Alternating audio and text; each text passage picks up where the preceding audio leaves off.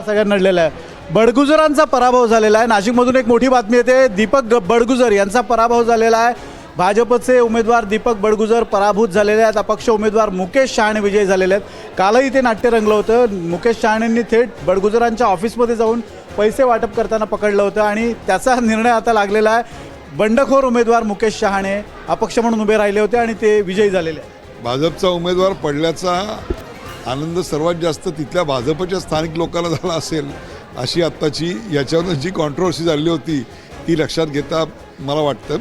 परंतु चांगले उमेदवार निवडून यायला पाहिजेत याच्याविषयी काही दुमत असायचं काही कारण नाही आहे। मला असं वाटतं की हा एक चांगला वेलकम ट्रेंड आहे। परंतु अनेक ठिकाणी तिकीट वाटपामधला जो घोळ प्रत्येक पक्षात झाला आहे त्याचा फटका प्रत्येक पक्षाला झालेला आहे।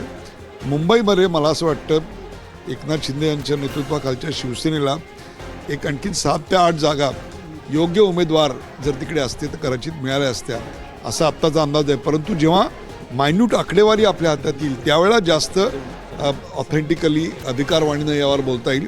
आत्ता भाष्य करणं खूप कठीण आहे, पण या आत्ताच्या घडीला भारतीय जनता पक्षाने मागच्या वेळेपेक्षा जास्त जागा मिळवल्या आणि कडवं आव्हान असून 30 जागा एकनाथ शिंदे यांनी टिकवल्या आणि इतक्या स्टिफ कॉम्पिटिशनमध्ये 70-75 जागा उद्धव ठाकरे आल्या, हेच हायलाईट आहेत। बाकी सगळे निष्प्रभ झाले, ही सुद्धा महत्त्वाची बात।